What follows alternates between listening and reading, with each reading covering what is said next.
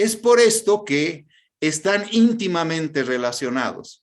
Una vez ingresa el fármaco, para el proceso de ingreso hace farmacocinética y va a producirse diferentes otras actividades y luego de eso va a llegar al órgano blanco a través de un proceso de distribución farmacocinética y va a producir una acción llamada farmacodinamia que se manifiesta a través de un efecto.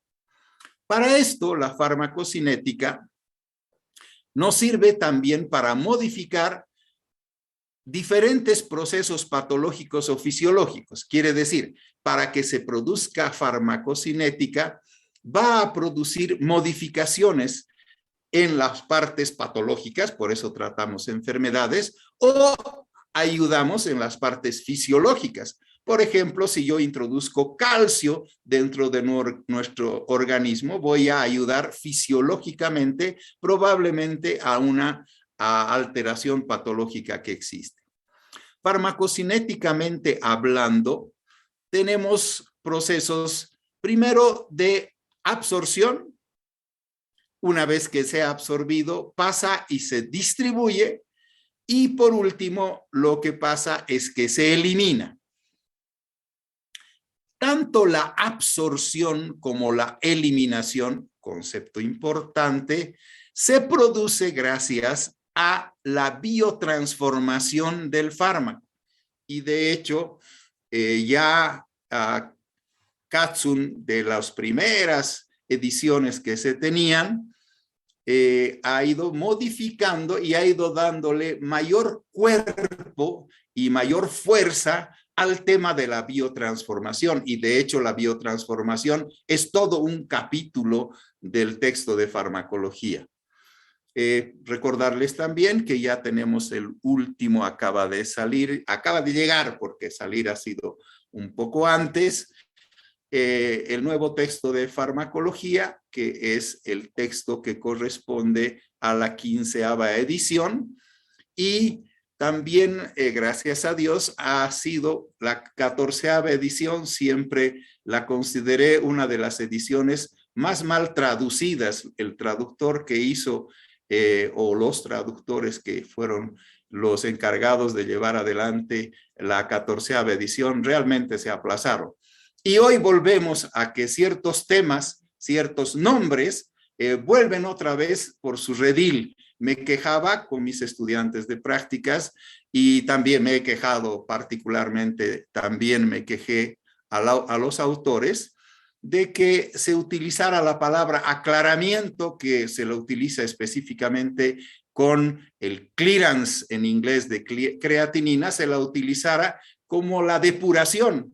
Y lo que en realidad se produce en el organismo es depuración. Y hoy aparece en el término que antes, en la edición 14, aparecía aclaramiento, hoy vuelve a aparecer el término depuración. Como también semivida y está clarísimo, su fórmula lo dice, tiempo medio quiere decir la vida media. Y otra vez vuelve a aparecer en el nuevo texto la palabra vida media y desaparece la palabra, no desaparece porque en ciertos momentos hay una semivida y en ciertos momentos también hay un aclaramiento, pero desaparecen en lo que es el subtítulo de los capítulos correspondientes. Con esa aclaración vamos a ir viendo cada uno de ellos. Primero, la absorción es un proceso de introducción del fármaco del exterior de nuestro organismo al torrente circulatorio. Esto gracias a un modelo que existe en las membranas de nuestro organismo, principalmente en la piel y en toda célula, que es un modelo lipoproteico.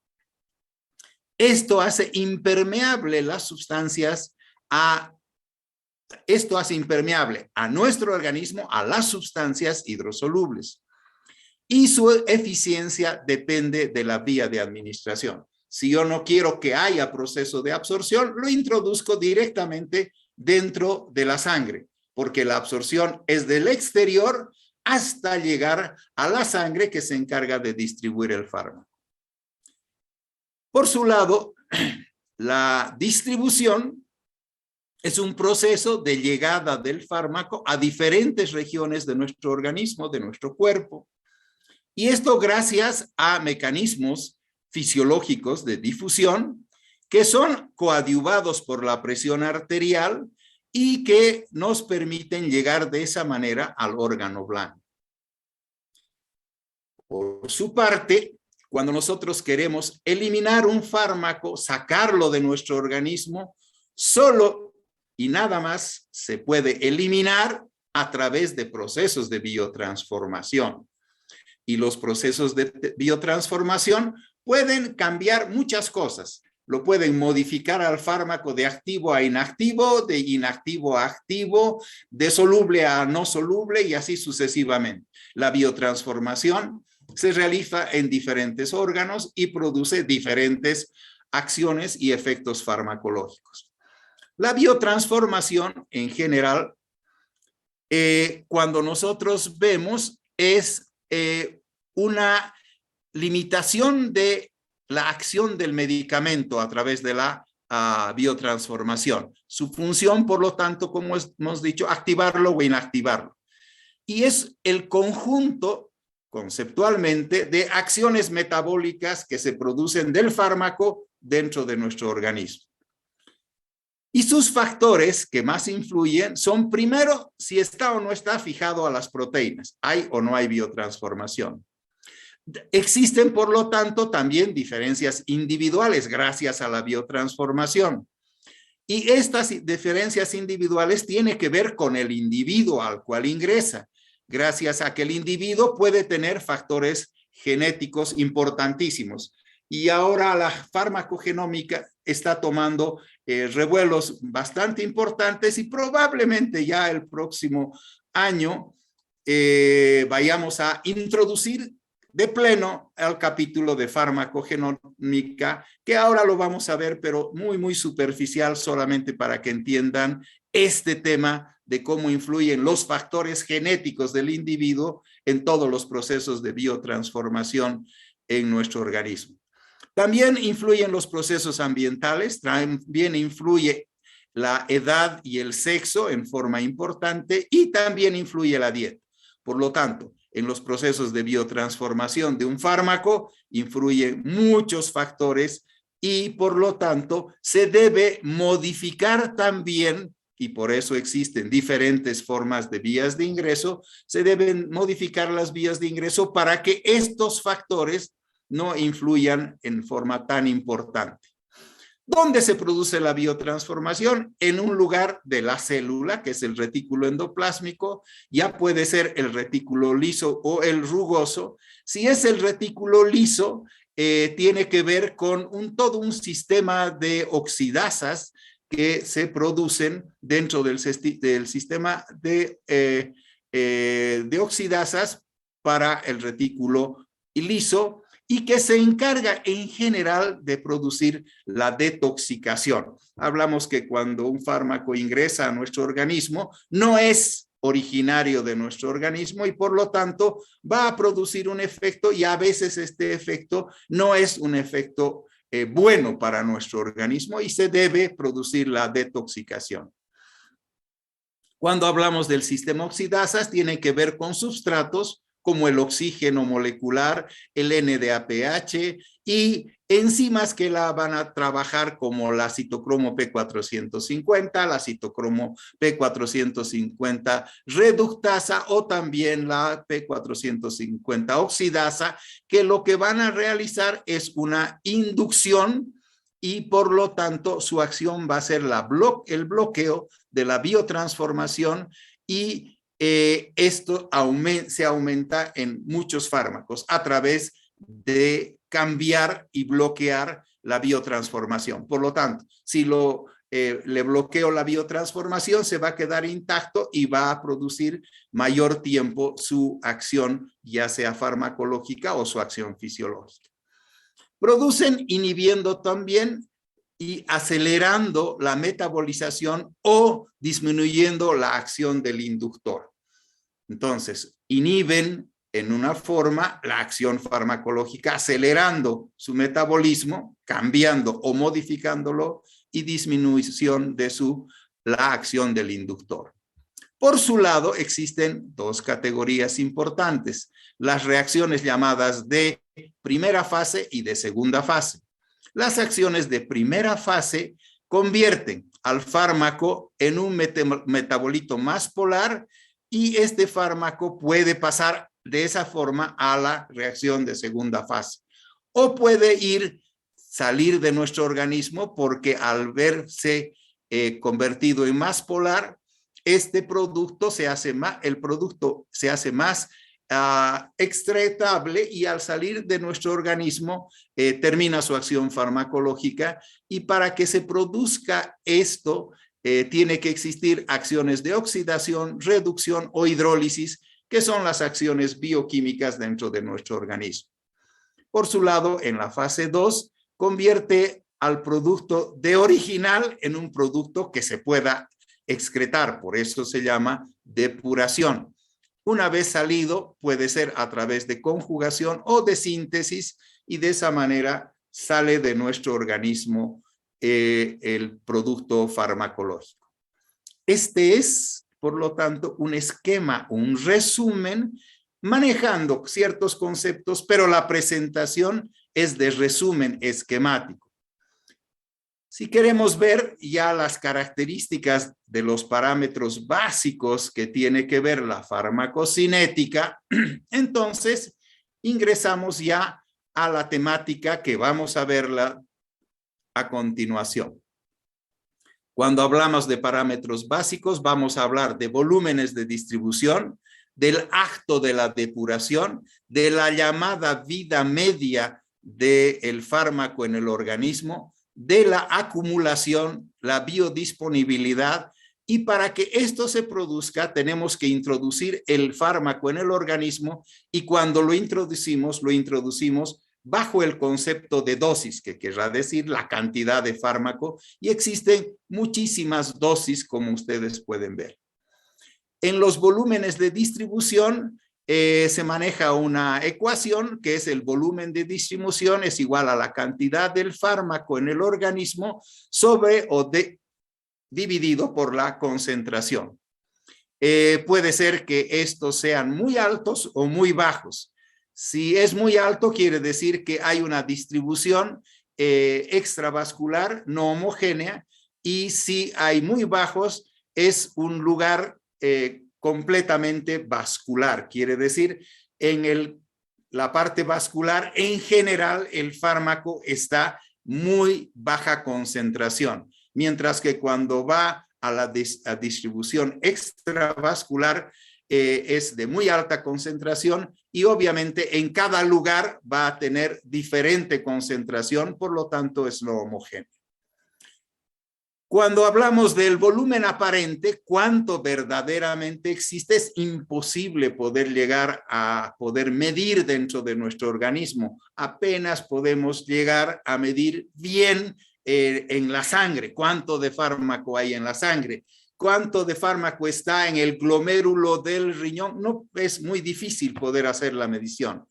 Y por lo tanto, este volumen aparente tiene que ver con la afinidad que tiene el fármaco por las proteínas, el pK, el coeficiente que va a ser dentro de nuestro organismo cuando se va a producir una alteración bioquímica, y este coeficiente nos da la polaridad, el pKa, o la no polaridad, la parte eléctrica de nuestro organismo, y se llama cociente de disociación dentro de nuestro organismo. Dependerá también del sexo, la edad y obviamente de qué otra enfermedad. No podré utilizar en un paciente con insuficiencia renal, no podré utilizar de ninguna manera el fármaco en la misma cantidad, porque tendrá diferente farmacocinética. Cuando hablamos de depuración, vemos que influyen en su velocidad de depuración. Existe una velocidad de eliminación, y esta velocidad de eliminación está cuánto tenemos en este momento y en un tiempo cuánto estará en su concentración. Por lo tanto, diremos, en tanto tiempo se elimina. Cada 3 horas está en el 50%, o cada 12 horas, o cada semana. El proceso de eliminación, diferentes tipos, está limitada por su capacidad y está actuando también la dependencia del flujo. Quiere decir, ¿es más irrigado o es menos irrigado? ¿Está directamente en un glomérulo renal, en el riñón, en el hígado, o está a nivel del tejido celular subcutáneo? Hablamos de está limitada por su capacidad cuando es saturable a concentraciones que son altas, y cuanto más alta es la concentración de un fármaco, mayor la posibilidad de producir toxicidad. Cuando no son saturables, depende del flujo sanguíneo, depende de las proteínas plasmáticas y depende del porcentaje que existe de células a nivel de la sangre que transportan estas sustancias. En estos factores influyen la concentración de la albúmina, la concentración de glucósidos, la concentración de la alfa-1 ácida, la unión limitada o no por capacidad, quiere decir cuánto tiene capacidad de unirse a qué receptores y cuánto tiene de capacidad de transformarse de activos a inactivos.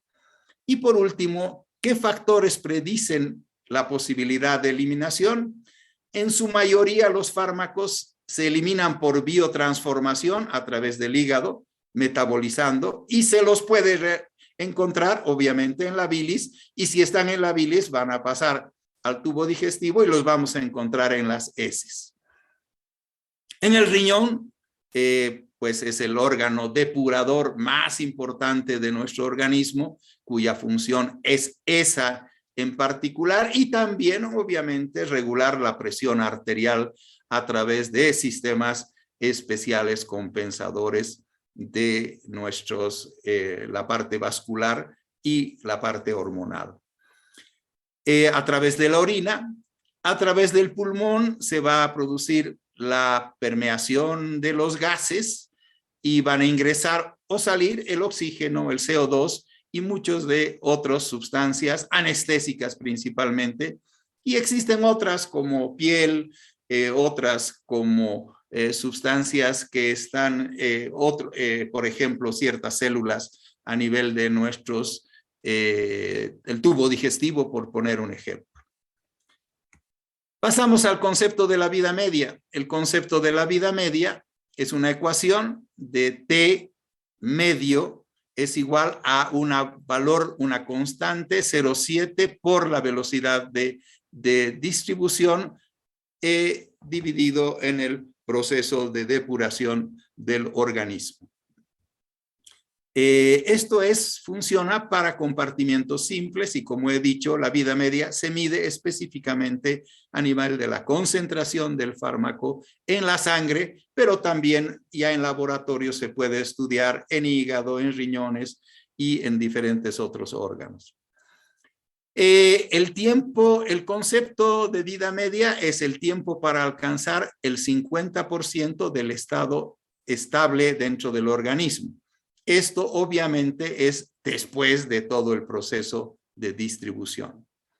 Puede existir también el concepto llamado de acumulación, que será detectable si el intervalo de la dosificación es de más o menos o menor o mayor a 4 veces el tiempo de vida media. Si yo le doy a un paciente 4 veces del fármaco, 4 dosis, en un tiempo X que supera en 4 veces la vida media, estaremos con problemas serios de depuración y se producirá el acto de acumulación.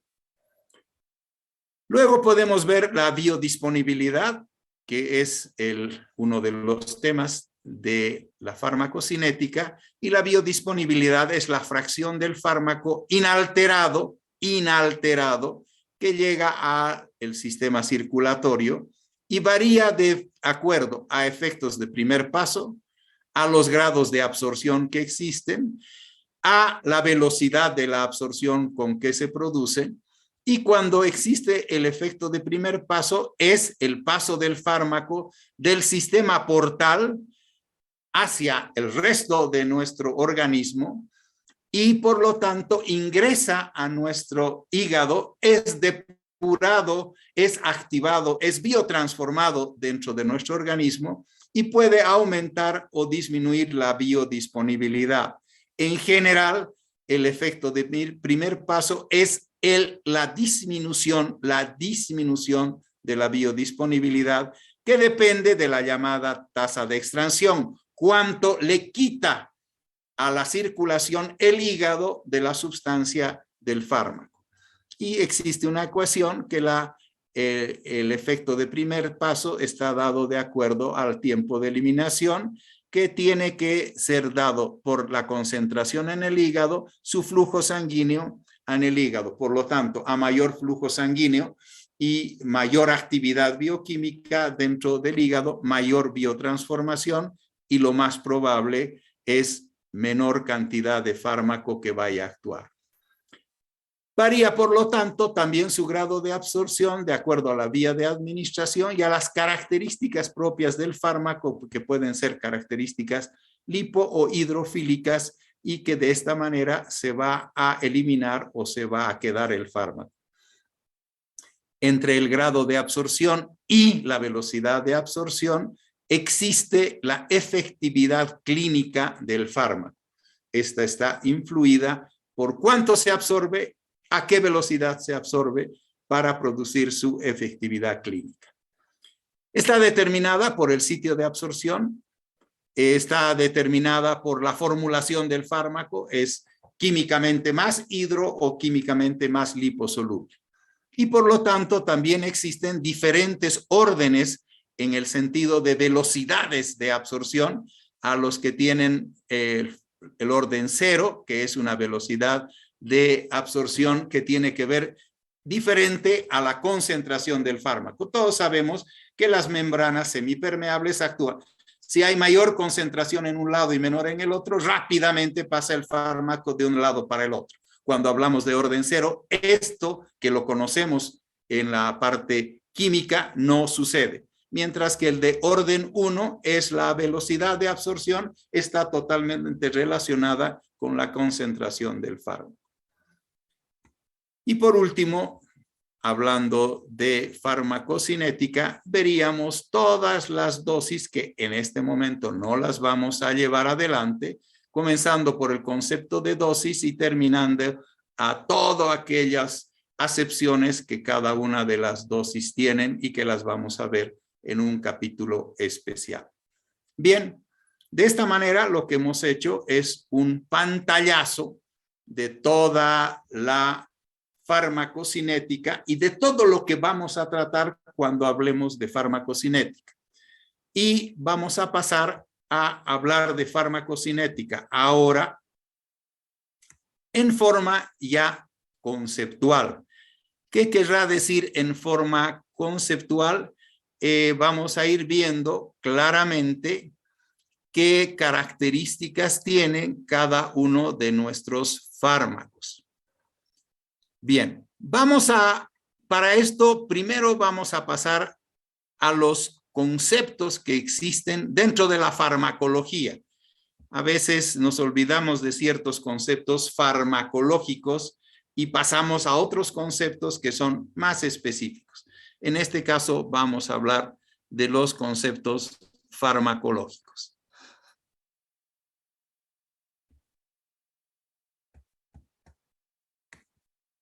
Bien, vamos a ver obviamente los conceptos de la farmacología general y vamos a ver los conceptos que se van a producir en base a términos generales de farmacología básica. Obviamente, si hablamos de farmacología, ¿qué es la farmacología? Es la ciencia que estudia el origen y propiedades físico-químicas de las sustancias químicas que, introducidas desde el exterior de nuestro organismo, se absorben, distribuyen e interactúan con las células de los seres vivos y sus moléculas se biotransforman y se excretan, eliminan, siendo usadas con fines o no terapéuticos. Este sería claramente el concepto de farmacología. Cuando hablamos del concepto de farmacología, también es estudiada la farmacología a través de la farmacocinética y la farmacodinamia de todos los fármacos y que gracias a su acción farmacológica se manifiestan en cambios fisiológicos dentro de nuestro organismo, efectos llamados en los sistemas vivos, por los que son usados generalmente con fines terapéuticos. Existe una farmacología clínica o médica, existen varias formas de farmacología y la médica o clínica es la ciencia que estudia las sustancias químicas empleadas para prevenir, diagnosticar o tratar enfermedades. Estudia especialmente cómo son aplicados los fármacos a estados fisiopatológicos. Quiere decir, si ha habido pérdida de la parte fisiológica, entonces estamos en un estado fisiopatológico y debemos modificarlo. En otras palabras, también el concepto de farmacología es cuando se cambia de lo fisiopatológico que se encuentra diagnosticado a lo normalmente fisiológico, que es lo que debe llevarse adelante como ser humano. Estos fármacos aplicados a estados fisiopatológicos del ser humano logran revertir el problema de su anterior estado fisiológico, obviamente. ¿Qué es un xenobiótico? Un concepto muy importante en la farmacología. Son sustancias que se absorben diariamente por diferentes vías y que pueden producir reacciones orgánicas beneficiosas o tóxicas al interactuar con los fármacos en nuestro organismo. ¿Y qué es un fármaco? Ya lo hemos visto, es una sustancia molécula preparada, sólida, semisólida, líquida o gaseosa, que al entrar en contacto con nuestro cuerpo altera, inhibe, estimula o reemplaza las funciones en diferentes órganos mediante sus interacciones a nivel celular y molecular, buscando producir efectos benéficos o paliativos sobre el usuario, quiere decir el nombre mejor a paciente, porque ya la paciencia de muchos pacientes se ha terminado también y por eso exigen salud. Medicamento, medicina o remedio es cualquier sustancia que se receta, que se prescribe por los médicos para prevenir, diagnosticar y principalmente tratar síntomas o enfermedades que presentan los usuarios. Placebo, muy importante en farmacología, es una sustancia que no produce acción farmacológica, pero puede presentar el efecto farmacológico mediado psicogénicamente y que se utiliza generalmente en los estudios de investigación a doble ciego para comprobar las diferencias entre las acciones farmacológicas de los diferentes fármacos. Droga. Cualquier agente químico que afecta procesos fisiológicos y bioquímicos de los seres viviendo, pudiendo producir efectos benéficos o adversos, y es una sustancia que utilizan los drogadictos para drogarse. Está muy claro en el esquema que les hemos dado el concepto. Y toxicología, que es fundamental en la farmacología y que lo vamos a ver, lo vemos cada vez con mayor frecuencia en la materia de farmacología, es la rama de la farmacología que estudia los efectos adversos o tóxicos de diferentes sustancias, sean estos fármacos o no, y que actúan sobre los sistemas orgánicos produciendo efectos indeseables e indican la forma de tratarlos. El tóxico es una sustancia inorgánica que produce daño a nuestros órganos o células. Obviamente es una sustancia inorgánica, pero obviamente no es una piedra, que es inorgánica. Toxina es un veneno biológico sintetizado por plantas o animales que puede producir efectos farmacológicos beneficiosos o adversos sobre los seres humanos. Bien, hemos visto la introducción necesaria de los conceptos para poder hablar de la farmacocinética. Y obviamente pasamos ahora a lo que corresponde a la farmacocinética.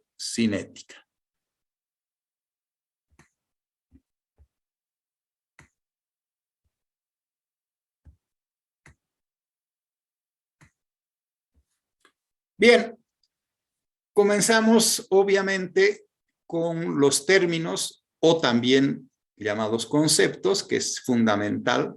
Ya en las partes prácticas enseñamos a nuestros estudiantes a diferenciar definición, término, concepto, porque no son lo mismo, igual que no es lo mismo un fármaco, una droga o un medicamento. Y vamos a ver luego de las vías de administración, obviamente su dosificación. Vamos a, por lo tanto, terminar nuestras actividades del día de hoy con este capítulo de absorción y vías de administración. Por dónde se absorbe y por lo tanto por qué vías se los administra. Farmacocinética. Estudia lo que el organismo le hace a un fármaco desde el momento en que se lo administra en forma de una dosis. Este llega a la circulación y aparece cualquier efecto terapéutico o tóxico, luego se depura. Y para esto se llevan a cabo varios procesos físico-químicos que son llamados farmacocinéticos, como los de absorción, distribución, biotransformación y excreción de un fármaco. Estos procesos influyen y tienen relación con la concentración del fármaco en diferentes sitios del organismo, con sus efectos farmacológicos y sus efectos tóxicos. A mayor concentración, mayor probabilidad también de efectos tóxicos, los que pueden modificarse cuando el individuo está bajo diferentes condiciones fisiopatológicas. La modificación de lo fisiopatológico hacia lo fisiológico es el objetivo de la farmacología. Penetración. Penetración es la capacidad que tiene un fármaco o medicamento para introducirse por diferentes mecanismos a través de diferentes barreras biológicas al interior de nuestro organismo. Esto nos permite a nosotros caracterizar el proceso primero de absorción, primero penetra y luego se hace todo el proceso. Es el proceso de absorción por el cual el medicamento se introduce desde el exterior de nuestro organismo hasta llegar al torrente circulatorio. Desde afuera hasta el torrente circulatorio es el proceso de absorción, para lo que debe pasar a través de varias membranas que están construidas y constituidas por un modelo lipoproteico, que es el típico modelo de la membrana celular, que solo permite el pasaje de sustancias liposolubles y es impermeable para las sustancias hidrosolubles, las cuales solo pueden atravesar por los poros. Y si tienen un peso molecular, son líquidos y tienen hidrosolubles y tienen un peso molecular de tamaño pequeño y también si ya son más grandes pueden pasar y en algunos ni pueden pasar, por ejemplo los dextranes, pueden pasar a través de los espacios intercelulares. Este pasaje, esta introducción dentro de nuestro organismo permite la eficiencia de la absorción y difiere según la vía de administración. La administración es más eficiente o menos eficiente de acuerdo a la vía en la cual se va a hacer la administración, que es el porcentaje o el coeficiente de disociación o el pH. El pK está expresado en el grado de disociación o ionización que tiene una sustancia. Depende del pH del medio, cambia por lo tanto su disociación y a la vez el grado de ionización indica la liposolubilidad o su hidrosolubilidad y por lo tanto su capacidad de absorberse, distribuirse y excretarse de un fármaco. La magnitud de este efecto que se produce puede calcularse a través de una fórmula que todos ustedes la conocen por química, Henderson-Hasselbalch. Son factores importantes para la difusión, el pK y el pH, para la difusión de los medicamentos en sustancias en lugares que sean lipídicos. ¿Qué es un ácido o base débil? La mayoría de los fármacos son ácidos o bases débiles y por lo tanto son más liposolubles al estar en forma poco ionizada, siendo su absorción y excreción mucho más fácil.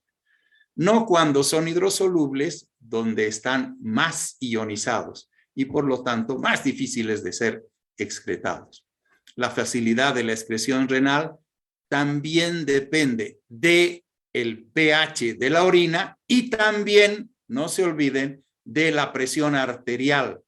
El riñón funciona con presión arterial, no funciona solo bioquímicamente, sino físicamente, fisiológicamente, a través de la presión arterial. ¿Qué es el concepto de difusión acuosa? Es el paso de una sustancia a través de los poros de las membranas celulares y deben tener un peso molecular menor a 100 a 150 y también es el paso de los fármacos a través de los espacios intercelulares, los espacios capilares, por donde pasan las sustancias con pesos moleculares que sean menores a 20.000.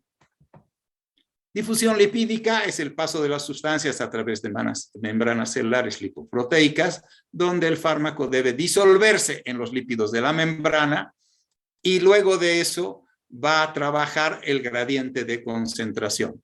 Las moléculas más liposolubles atraviesan más fácilmente las membranas celulares al no estar ionizadas y por lo tanto se difunden gracias al gradiente osmótico que existe. El pH del medio determina el grado de ionización y de la difusión lipídica. ¿A qué le llamamos difusión facilitada? Que se realiza a través de la membrana celular y se realiza a través de los llamados acarreadores especiales. Es cuando para ingresar un fármaco debe ser transportado, por ejemplo, fosfato 6-glucosa. Este transportador acarrea, se llaman acarreadores especiales, en la membrana celular desde un lugar externo o interno de la membrana hasta el otro lugar por mecanismos de difusión. Estos transformadores también pueden tener un conflicto de que pueden saturarse y por lo tanto al estar saturado puede estar inhibida su actividad farmacológica. Transporte activo se realiza cuando se traslada una sustancia de menor concentración hacia un lugar de mayor concentración y gastando energía. Esto no sucede generalmente con los fármacos. Un fármaco no trabaja en general por transporte activo, trabaja más que todo por transporte pasivo. Y por último, una forma más de llevar adelante las sustancias que ingresen de un lado para el otro está la pinocitosis. La pinocitosis, también llamada endocitosis o exocitosis, para introducir o para externalizar el fármaco, en la endocitosis se produce cuando un fármaco es de muy alto peso molecular, mayor a 1000, y puede ser atrapado, englobado con movimientos ameboideos. De hecho, el ejemplo más importante es la ameba, por eso se llama ejemplo movimiento ameboideo, de la membrana celular y transportado al interior de la célula, liberándose por la desintegración de la membrana que conforma alrededor de la sustancia a través de una membrana de una vesícula que se forma. Exocitosis, el proceso contrario, es la sacada y por lo tanto es también una forma de secretar sustancias celulares hacia el exterior del organismo. Bien, vamos a ver las diferentes vías por las cuales puede ingresar un fármaco. Verán que no tenemos ninguna relación con ningún texto. Después les voy a mostrar. Sí, obviamente yo presento la relación con mi texto de farmacología, que lo hemos hecho hace muchísimos años y lo hemos ido reeditando en muchas oportunidades, pero solamente desde hace muchísimos años por la vía virtual. No lo hemos trabajado nunca en físico porque no nos parece que debe realizarse ese sistema. Todo el mundo tiene derecho a la información y al aprendizaje. La vía oral, la vía bucal. El lugar, siempre vamos a ver lugar de administración, sus ventajas y desventajas. Lugar, cuando el medicamento ingresa por vía oral, la boca, y pasa al tubo digestivo para su absorción. Ventajas: la preferida por el paciente, segura y de fácil aplicación y generalmente la más económica. Desventajas: existen caprichos de absorción del mismo organismo, expuestas a través de, hay sustancias que los ácidos no le permiten ser fármaco y por lo tanto no sirven para administración oral. Están expuestas al efecto de primer paso y por lo tanto a quitarle gran cantidad de la sustancia antes de que actúe. Irrita las mucosas y su absorción en general es relativamente lenta, dependiendo si se absorbe a través del estómago, del duodeno, del yeyuno, el ilion, o se absorbe a nivel de la parte colónica. Tarda bastante si uno ve la parte fisiológica. A nivel sublingual, es el lugar se deposita el medicamento por debajo de la lengua, no necesita ser deglutida y su ventaja es su absorción es rápida debido a su importante vascularización, la vía sublingual, no pasa a través del estómago ni el hígado y evita el efecto de primer paso. Por lo tanto, recuerden que pasa al sistema de la parte vascular arterial, eso es lo más importante. Y sus desventajas: puede producir ulceraciones en las mucosas y pocas. Hoy este concepto de pocas drogas o fármacos se absorben por esta vía y ya también queda caduco. Hoy día la mayor parte de los fármacos tratan de que se absorban por vía sublingual las casas comerciales que los producen. Y lamentablemente solo se produce para sustancias muy liposolubles. La vía rectal, su lugar obviamente es el recto. Se introduce por vía anal y se absorbe en la mucosa rectal, quiere decir en la primera porción del tubo colónico para la parte de excreción. Tenemos el recto. Sus ventajas: su absorción es rápida porque tiene también, como la vía sublingual, una importantísima vascularización. Pasa a la circulación en general, quiere decir por el sistema arterial, gracias al plexo hemorroidal inferior y generalmente, gracias a que no va al sistema porta, no se realiza el efecto de primer paso y se puede administrar también en pacientes inconscientes. Ni la vía sublingual ni la vía oral pueden ser administradas a pacientes inconscientes. Y es de utilidad porque a veces el niño: no quiero comer, no quiero tomar, no quiero. ¿Por qué? Porque no quiero.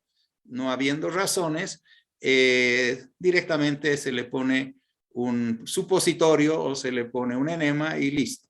Desventajas: es una vía no púdica. Nadie de ustedes en el bus, en el micro, se va a colocar por la vía rectal algún medicamento, pero sí se lo puede tomar por vía oral y por vía sublingual. Y no es muy aceptada, sobre todo por pacientes adultos. En los niños la técnica es muy fácil y aunque lloren, griten, pataleen, se administra por vía rectal la sustancia. Cuando no solo se absorbe por el recto y entra a todo el marco colónico, se utiliza la vía colónica. Se introduce por vía anal, obviamente por ahí entra de primero, pero pasa a la mucosa colónica y produce su acción y sí sufre efecto de primer paso. Sus ventajas: se usa generalmente para la colocación de enemas evacuantes, contrastes, por ejemplo, para estudios de diagnóstico, por el estudio del colon, por ejemplo, varitado. El vario no se absorbe y por lo tanto se visualiza a través del estudio radiológico. Desventajas: necesita equipo para su colocación, es una vía no púdica y también no es la más aceptada por los pacientes. De hecho, nos amenazaban nuestras abuelas antes cuando nos portábamos mal: te voy a poner un enema, ¿no ven? Entonces, bueno, ahora eso ya ha pasado un poco a la historia. Hasta el cómo se colocaba un enema antes y cómo se coloca hoy día, un simple aparatito tan facilito que coloca el enema y no tanto el irrigador de antes y demás.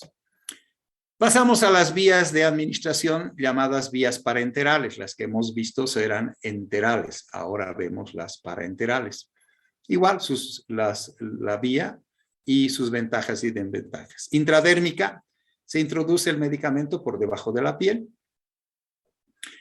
Su ventaja es de absorción lenta y posible duración prolongada del efecto. De hecho, se utiliza de esa forma para prolongar el efecto farmacológico y se la usa generalmente para la administración de las vacunas como parte importante.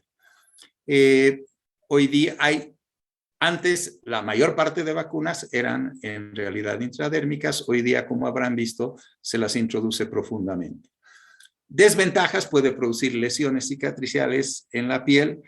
Todos aquellos que fuimos vacunados con las vacunas anteriores en la tuberculosis tenemos una marca indeleble por problema cicatricial.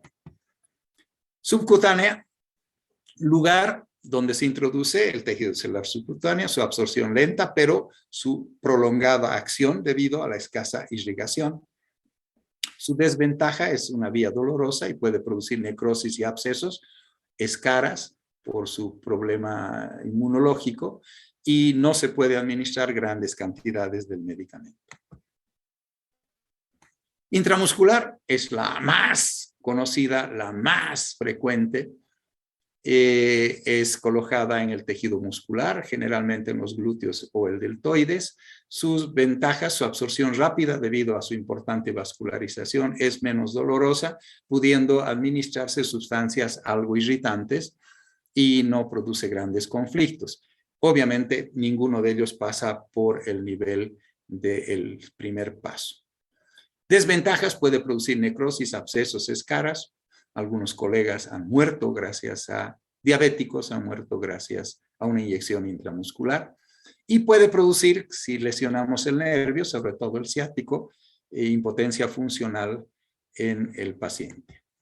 Intravenosa: introducir el medicamento al torrente sanguíneo a través de las venas de los miembros superiores, la subclavia, y también en los niños las venas craneanas.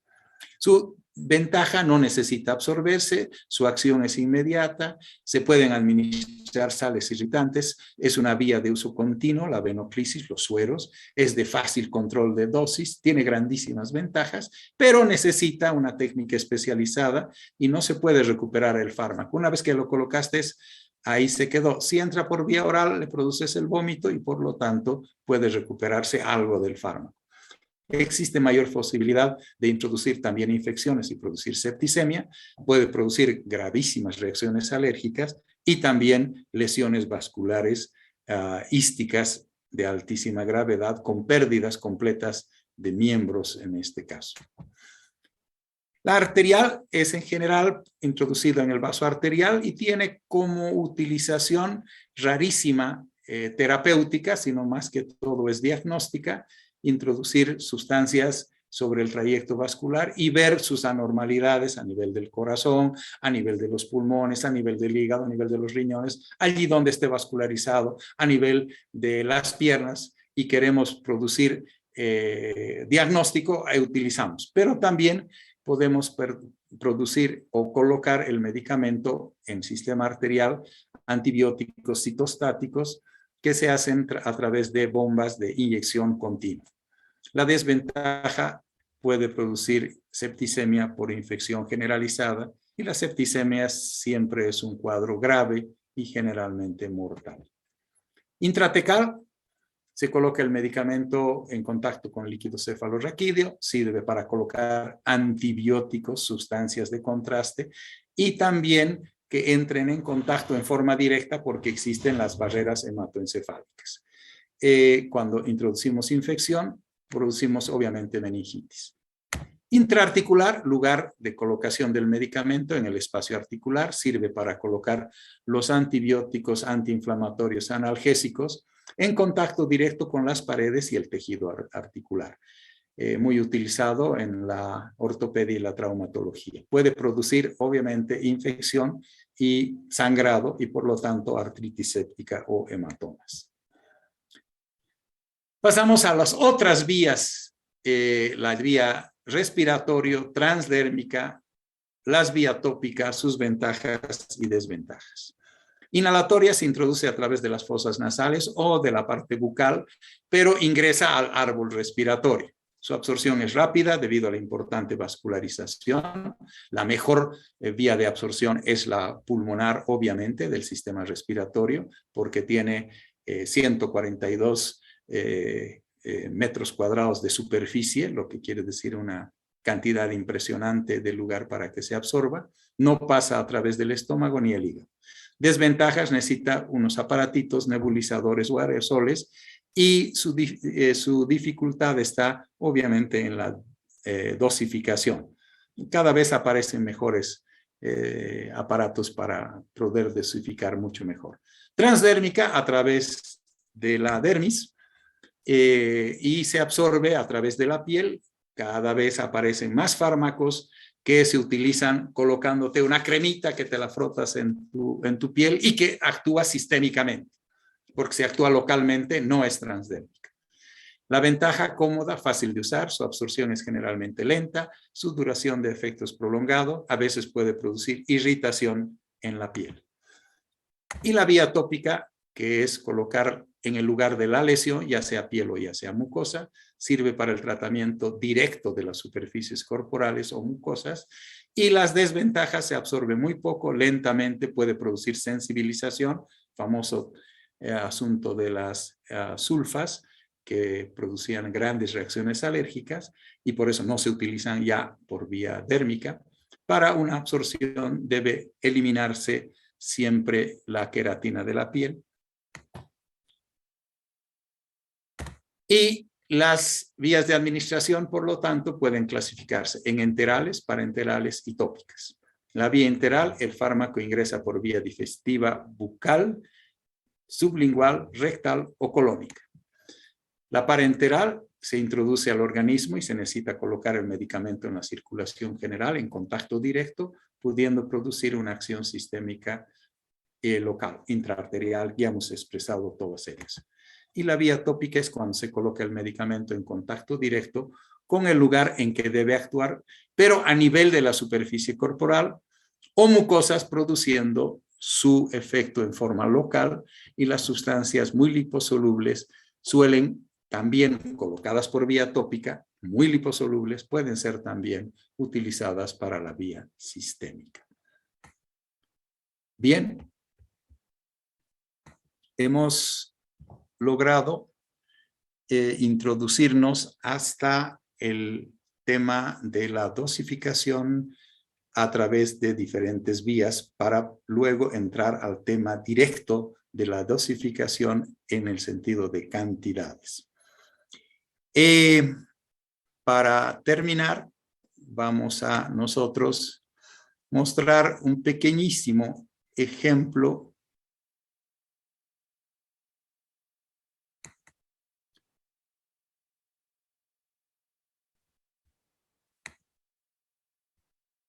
en nuestro trabajo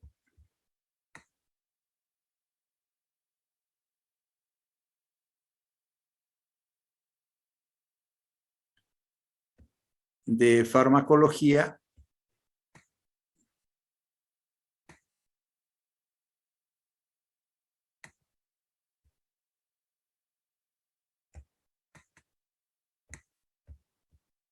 estábamos queriendo mostrar el contenido de nuestro texto de farmacología. Lamentablemente, por problemas logísticos,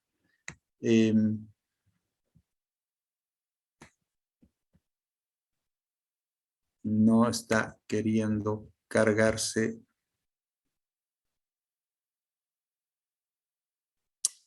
nuestro texto, lamentablemente. De todas maneras,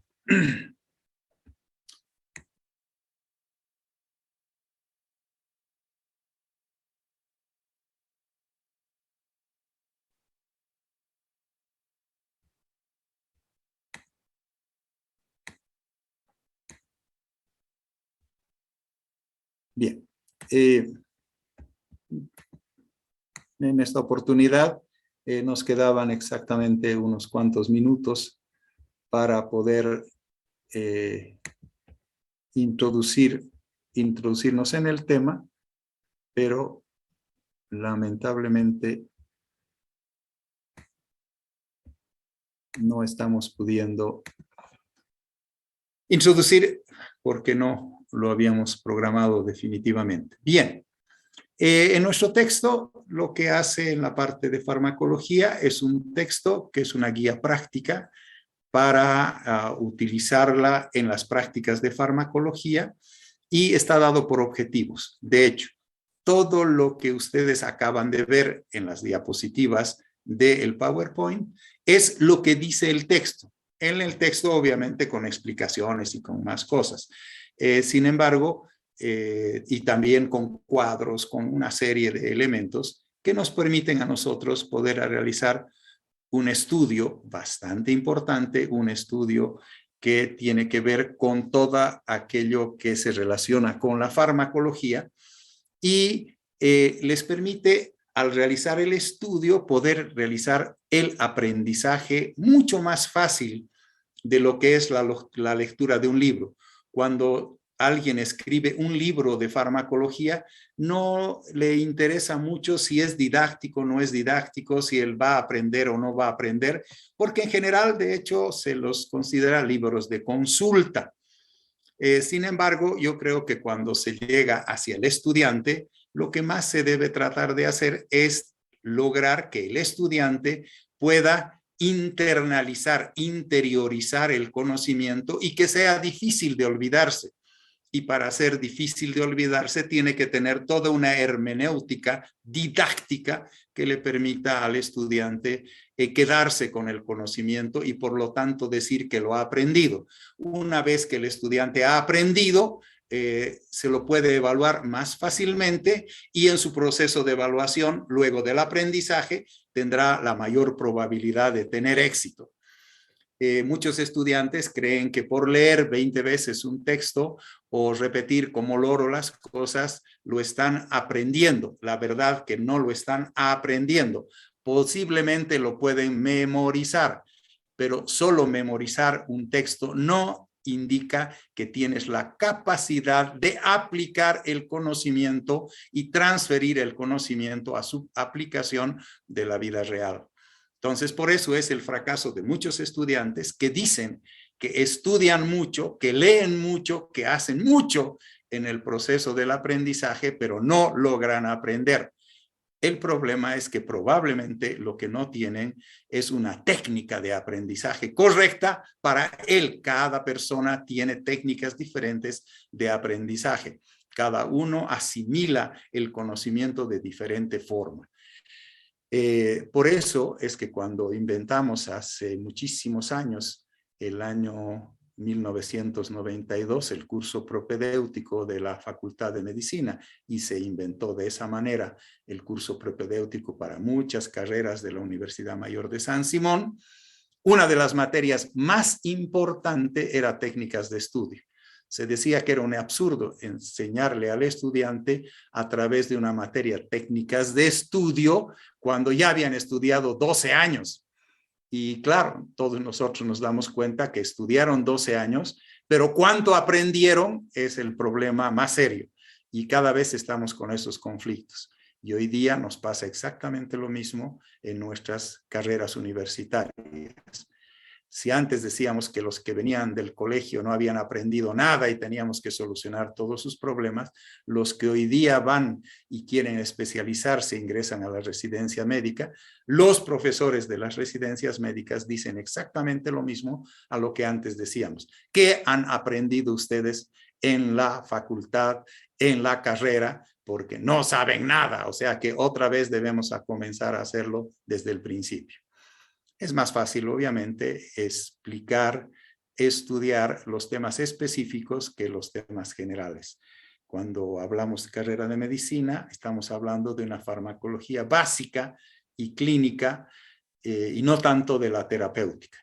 Cada día propongo y cada vez tengo menos posibilidades de lograr que se enseñe más hacia el campo de la terapéutica, porque el médico hace terapéutica, no hace bioquímica, no hace química, no hace solo estudios, lo que hace es tratar al paciente con fármacos a veces con drogas y la mayor parte de veces con medicamentos.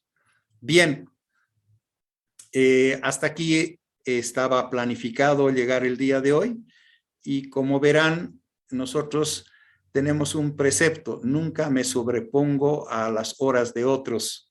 Lamentablemente la planificación académica deja mucho que desear y a las 8 de la mañana yo sé que muchos de ustedes empiezan otro tipo de actividad académica y no es bueno tenerlos apresados aquí. Por eso, cuando en este momento ya son las 7:59 y van a ser 8 de la mañana, quedamos libres y supongo que no es necesario esos famosos 15 minutos. En mi caso, no me paso jamás de las 8 de la mañana porque creo que es un problema de respeto, la puntualidad en el comienzo y en la terminación de nuestras actividades. Y además, como está claro, de los más de 70 estudiantes que estaban presentes, ya han empezado a emigrar varios y quedan 65 al finalizar esta clase. Un gusto, muy buenos días. Las preguntas y todas las actividades siempre las hacemos cuando terminamos el último de nuestros capítulos y de esa forma podemos lograr que ustedes terminen su actividad con la posibilidad de no tener dudas. Muy buenos días, muy buenos días, muy buen día para que lo pasen estudiando y nos vemos mañana a las 7:30. Como ustedes saben, el horario del día miércoles es ese. Hasta luego y muchas gracias.